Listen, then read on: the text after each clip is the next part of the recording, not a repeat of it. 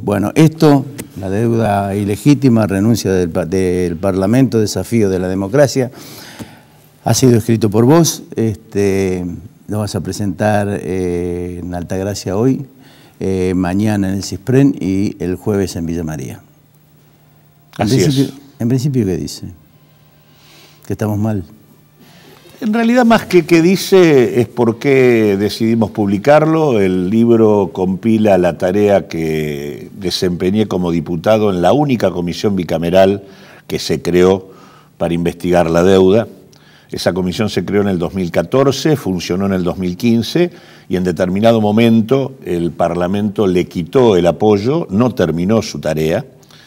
Nosotros igual la continuamos y lo que hay ahí es una compilación de un estudio bastante profundo del endeudamiento desde la dictadura hasta aquí, más el tema de las razones por las cuales esa comisión no terminó de funcionar, y sumado a eso buena parte de una compilación de las causas judiciales que se han presentado respecto al tema del endeudamiento.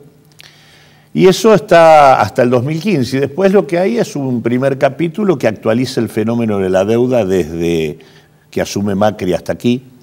Y la razón de publicarlo es porque el endeudamiento que se da en este tiempo repite una historia, que vincula el endeudamiento con la acumulación financiera y la fuga de capitales.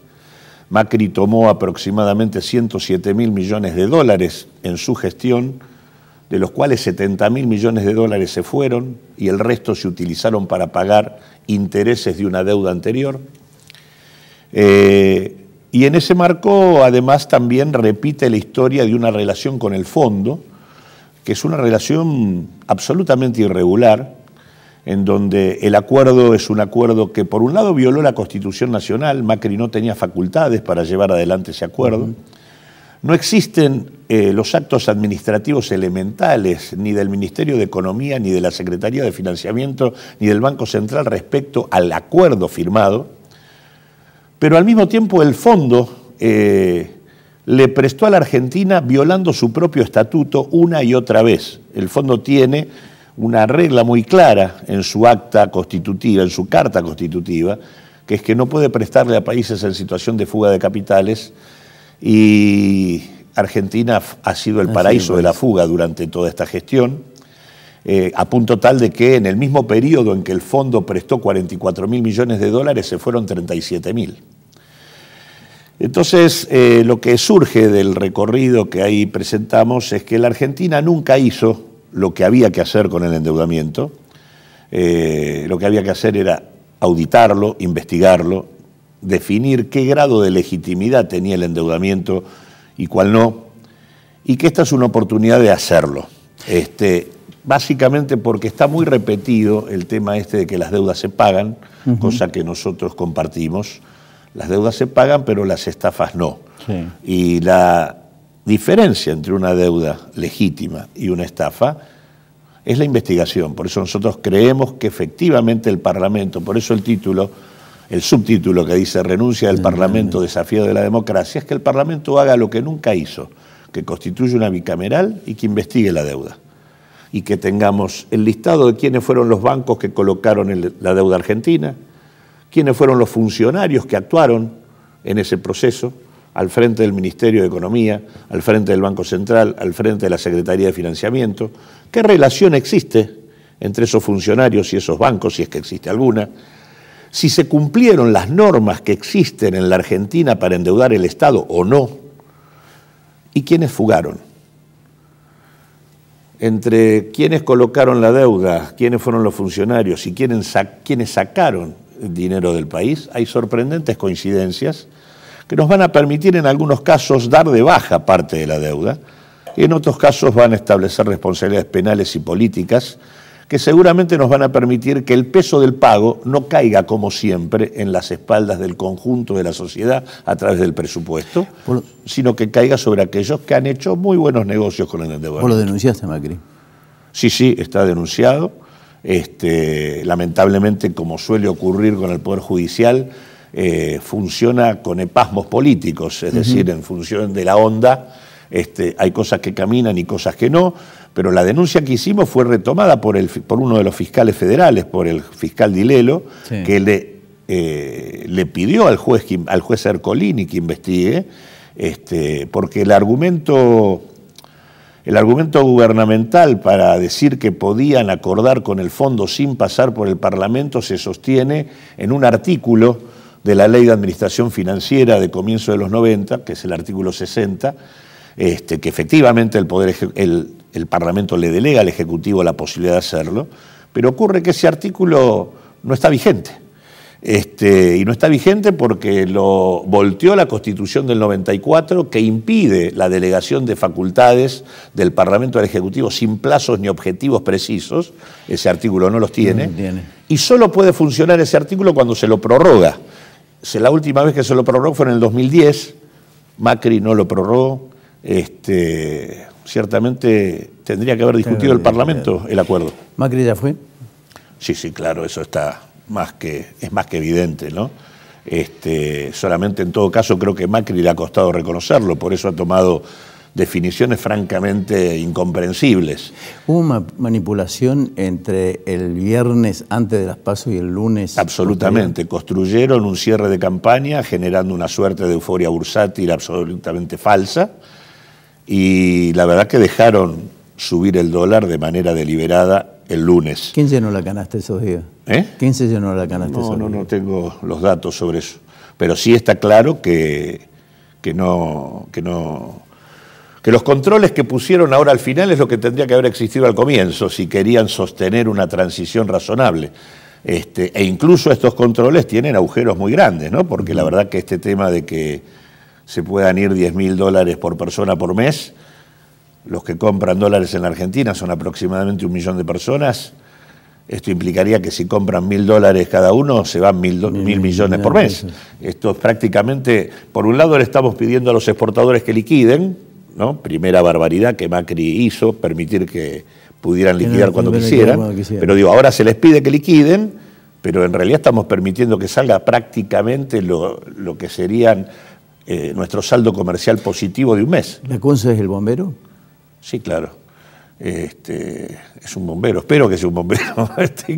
En realidad es un bombero, porque en realidad lo que hizo Macri desde que fue la derrota del domingo 11 fue echarle nafta a la situación.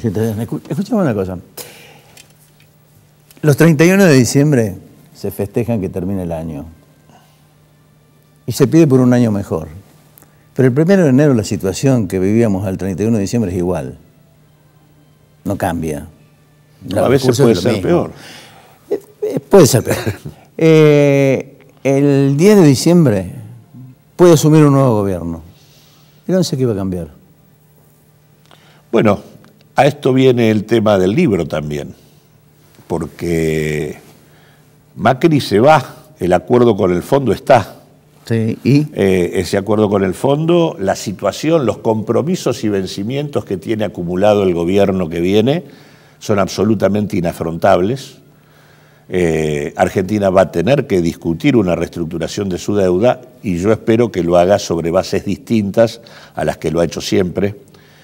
Porque no solo además hay vencimientos de deuda, sino que en realidad el acuerdo con el fondo implica también compromisos de política económica. El acuerdo incluye una reforma laboral, pero no cualquier reforma laboral, una reforma que implique la reducción de costos laborales, implica una reforma previsional, y no cualquiera, sino bajar el gasto público en seguridad social, implica una reforma tributaria, no cualquiera, sino una reforma en base a la extensión del IVA, eliminación de exenciones y de la mano de esto achicamiento del Estado, implica una reforma del Banco Central sustrayéndole a la política económica el manejo de la política monetaria. Hay una condicionalidad para la política económica del gobierno futuro. Hay algunos voceros que hablan de esto, voceros del poder, del establishment, uno de ellos es Guillermo Calvo, que lo ha dicho con bastante claridad. Dijo, no es malo que gane lo que ellos denominan el populismo, porque el populismo va a tener más espaldas políticas para llevar adelante el ajuste. Hay una estrategia de parte de sectores ligados al establishment financiero internacional y a sectores de poder local, de que en todo caso la perspectiva del Frente de Todos sea similar a lo que ocurrió con Menem, que Alberto Fernández sea un segundo Menem. La verdad es que el pueblo argentino ha votado modificar el rumbo y sería muy importante no frustrar esa expectativa. Ahora, ¿cuál puede llegar a ser la influencia de Cristina Fernández sobre digamos, las opciones que pueda plantear Alberto Fernández? Hay 14 fuerzas políticas adentro del Frente, hay posibilidades de dar un debate amplio y democrático para que la Argentina tenga el mejor camino. Yo creo que sería grave frustrar una expectativa. El pueblo argentino ha puesto la vara muy alta, no solo le ha dicho que no a Macri, le ha puesto la vara muy alta al próximo gobierno. ¿Se puede gobernar sin la influencia concretamente del fondo? Es decir, Mirá, sin el fondo digamos, tiene que reconocer que fracasó en la Argentina. Sí, bueno, fracasó en un montón de países, no previó ninguna crisis. Pero la crisis más grande de Argentina no la previó. Por eso es que creo que tenemos que discutir la deuda de otra manera, porque el fondo, el acuerdo, es un acuerdo que violó la Constitución Nacional y el fondo violó su propio estatuto. El mandante del fondo son las Naciones Unidas. Nosotros tenemos que reclamar una auditoría sobre este acuerdo, que por otra parte ha sido un acuerdo resistido al interior del organismo. Este acuerdo no fue un acuerdo que salió tranquilamente. Hubo una presión expresa del gobierno norteamericano para que se le otorgue a la Argentina este acuerdo, porque Argentina no estaba en condiciones de recibirlo. En realidad lo que tendría que haber pasado a comienzo del 2018 es que el fondo debería haber obligado a Macri a que reconociera que estaba en default. Ahí sí estaba en default. En realidad, el default que hemos tenido ahora es un default, digamos, esta decisión de no pagar los vencimientos de las letras de corto plazo, en realidad es un default muy extraño, porque la Argentina, fruto del esfuerzo del pueblo argentino en una recesión brutal, ha acumulado un saldo comercial de 13.000 millones de dólares. No es la situación de comienzo del 2018, donde Argentina tenía déficit comercial, déficit en turismo, de fuga de capitales. No teníamos un dólar partido por la mitad en ese escenario. Ahora los dólares están. Ahora han permitido que los exportadores liquiden mucho menos de lo que deberían liquidar, y que una parte muy importante se fuera en el marco de la timba financiera. O sea, acá hay una situación de crisis que podría no haber existido. O sea, todo lo que ha pasado incluso del 12 de agosto para acá, podría haber sido de otro modo. No tendría por qué haberse agravado la situación. Cualquier sospecha respecto a que esto es una estrategia de escarmiento sobre aquellos que votaron lo que el gobierno no quería que votaran y que lo puedan vincular con las frases lamentables del presidente en la primera conferencia de prensa, acusando a la gente de haber votado lo que votó y haciéndola responsable de lo que estaba ocurriendo, en un país donde hasta julio del 2019 se fugaron 70.000 millones de dólares y ahora resulta que los responsables de la fuga es la oposición política. Esto no tiene mucha lógica. Claudio, vos hablaste de reforma laboral. ¿Cómo se hace una reforma laboral en un país que tiene prácticamente 40% de informalidad laboral, trabajo en negro? Donde tenés un desempleo muy fuerte, con empresas que están cerrando permanentemente y con un fuerte avance de la automatización y la robotización que viene de alguna manera a reemplazar la mano de obra. No, yo hablé de que en el acuerdo con el fondo está incorporado el criterio de la reforma laboral con un sesgo, porque se puede hablar de la reforma laboral de muchas maneras. La discusión central hoy en términos de reforma laboral es cómo se discute el tema del cambio tecnológico en relación a las relaciones laborales y de qué manera el aumento de la productividad que implica el cambio tecnológico y la mayor demanda de formación se discute en una estrategia donde el que pague el precio de todo eso no sea solamente el trabajador. Hay mecanismos para adaptar las relaciones laborales y que ese aumento de productividad sea compartido, que el trabajador pueda combinar menor tiempo de presencia en el mundo laboral y más tiempo de formación. y eso permitiría mantener la dotación de trabajadores y además permitiría mejorar la calificación laboral. Nosotros venimos planteando hace tiempo mesas de concertación por cadena de producción e instalar la idea de un seguro de empleo y formación que permita que los trabajadores en los lugares donde hay cambio tecnológico, en lugar de pagar con despido, los trabajadores trabajen menos tiempo y el resto del tiempo se formen, porque la tecnología demanda, por un lado, reducción de horas de trabajo por unidad de producto, pero por otro lado demanda mayor calificación del trabajador. Por lo tanto, el trabajador tiene que trabajar menos tiempo, pero se tiene que formar más tiempo. Y esto no puede ser un problema individual, tiene que ser una estrategia de formación organizada por el sistema laboral. Yo te decía el 11 de diciembre. Pero lo que digo es, esa discusión que implica además discutir que la Argentina es absolutamente heterogénea, que el tema de la tecnología se da en islas de la Argentina, pero que por otro lado tenés un ámbito de informalidad muy grande y tenés que resolver el problema de la pobreza. O sea, tenés que tener una estrategia integral sobre el mundo laboral. Ahí donde quería llegar. Tiene nada que ver con lo que plantea el fondo. Ahí donde quería llegar, que te decía, el 11 de diciembre. ¿Qué recibí? 55% de inflación, 85% de tasa de LELIQ, 40% de informalidad laboral, 11-12% de desempleo, pobreza 35-36% de acuerdo a cómo den las variables del INDEC en este último tiempo. ¿Qué hace con la LELIQ? 1.200.000 millones de LELIQ.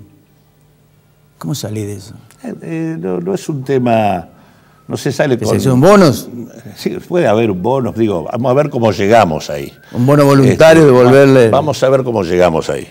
Pero lo que digo es, lo que hay que hacer acá es replantear de manera integral el rumbo de la Argentina. Y eso es lo que no permite el acuerdo con el fondo. Por eso, insisto, lo que hay acá puesto sobre la mesa es una estrategia en donde... el fondo está diciendo, nosotros podemos financiar la deuda si ustedes siguen con el rumbo. Este es el mensaje que está haciendo el fondo. Se aplican la reforma laboral que nosotros estamos planteando, se aplican la reforma previsional que estamos... O sea, es como si nada tendría que cambiar. Y me parece que eso es lo que no se puede aceptar. Argentina va a recibir, el próximo gobierno va a recibir una Argentina paralizada. ¿No? Vamos a tener empresas que van a estar trabajando al 30%, al 40 o al 50% de su potencial. Vamos a tener capacidad ociosa disponible. Por lo tanto, Argentina va a poder comenzar a recuperar su actividad sin siquiera inversión, porque las empresas ya están. Sí. Entonces, no es que no se pueda poner en marcha la actividad económica. Si acá se combina una recomposición de los ingresos para levantar la demanda en el mercado interno en el marco de un acuerdo social que contenga la evolución de los precios y al mismo tiempo se pone en marcha una estrategia productiva que permita ahorrar divisas y orientar el perfil productivo para absorber esa mayor demanda, Argentina puede comenzar a caminar. ¿Pero dónde sacar la plata? Porque populismo sin plata no se puede hacer. No, pero vuelvo a decirte lo que te dije recién. Este año Argentina, como está paralizada, tiene 13.000 millones de dólares de saldo comercial. Ahora, si esos 13.000 millones de dólares se me van a mí en el marco de la timba financiera o del pago de deuda, no los tengo. Pero si vos tenés dólares porque la Argentina está parada, vos podés utilizar esas divisas para poder recomponer la actividad económica. ¿Esos 14 partidos políticos son el reaseguro de que la tranquilidad política no puede de alguna manera implosionar en algún determinado momento? Yo te diría que esas 14 fuerzas políticas son la posibilidad de que en la Argentina se discuta democráticamente un rumbo distinto. Nosotros vamos a tratar de aportar desde Unidad Popular... ¿Es posible discutir democráticamente cuando hemos venido de periodos donde me parece que hay una demanda de la sociedad en esa dirección y hay que tratar de ser fiel a ella?